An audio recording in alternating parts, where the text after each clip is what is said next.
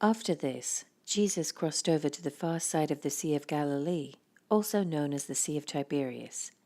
A huge crowd kept following him wherever he went, because they saw his miraculous signs as he healed the sick. Then Jesus climbed a hill and sat down with his disciples around him. It was nearly time for the Jewish Passover celebration. Jesus soon saw a huge crowd of people coming to look for him. Turning to Philip, he asked, "Where can we buy bread to feed all these people?" He was testing Philip, for he already knew what he was going to do.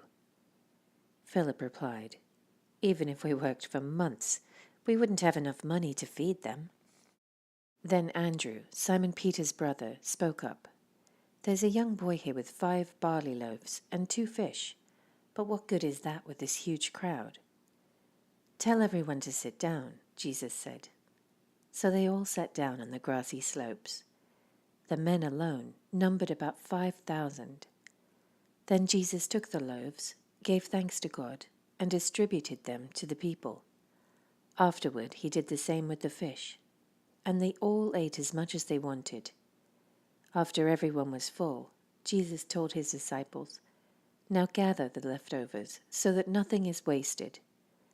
So they picked up the pieces and filled 12 baskets with scraps left by the people who had eaten from the 5 barley loaves.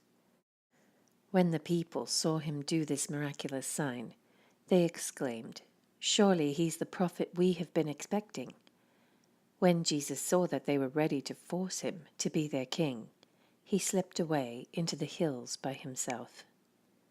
That evening, Jesus' disciples went down to the shore to wait for him. But as darkness fell and Jesus still hadn't come back, they got into the boat and headed across the lake toward Capernaum. Soon a gale swept down upon them and the sea grew very rough. They had rowed 3 or 4 miles when suddenly they saw Jesus walking on the water toward the boat. They were terrified, but he called out to them, "Don't be afraid, I am here." Then they were eager to let him in the boat, and immediately they arrived at their destination.